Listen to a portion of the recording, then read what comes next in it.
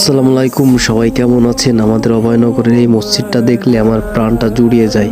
আর এখন তো রোজার মাস, আর আসলে আমাদের আজকে একটা ইফতারির দিন ছিল। সেই ভিডিও শুরুতে একটা কথা বলি, সেটা হলো রোজার মাসে কোনো মানুষের ভিতরে যদি পরিবর্তন দেখেন সেইটা দেখে হাসবেন না।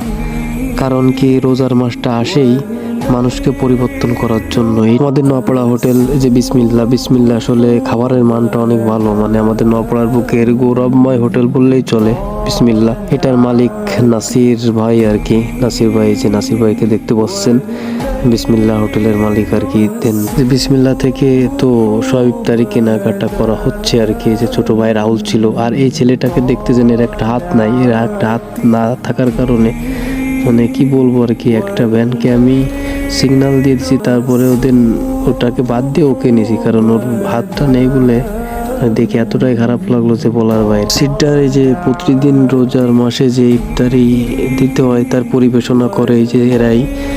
আরমান আমার কাকা, না বললে নয় তার কথা। মানে কি বলবো, আর তাকে তো অনেকেই চেনেন, লাবিব ছিল এই যে ছোট বাচ্চা। এটা তো অনেক সুন্দর দেখছেন। রোজার সময় একটা জিনিস ভালো লাগে, সেটা হলো সবাই বাসার দিকেই থাকে, ভালোই লাগে। আসলে সবার ভিতরে একটা অন্যরকম মন মানসিকতা কাজ করে। দেন সবাই ইফতারি বানানোর জন্য প্রধান কাকা তো খেজুর ধুয়ে শেষ করলো। খেজুর ধোয়ার পরে যে দেন ইফতারি বানানো শুরু করে দিছে তারা। আমিও তাদের সাথে থেকে একটু হেল্প করে দিলাম। দেন সবাই ভালো থাকবেন, সুস্থ থাকবেন। রোজার মাসে সবার জন্য দোয়া ও ভালোবাসা। প্রত্যেকটা বান্দা যেন 30টা করে রোজা রাখতে পারে, সেই দোয়া ও ভালোবাসা। রোজার মাসে সব বান্দার জন্য আমার পক্ষ থেকে দোয়া ও ভালোবাসা থাকবে সব সময়। ইফতারি বানানো শেষ, সবাই ভালো থাকবেন, সুস্থ থাকবেন, দোয়া রইল সবার।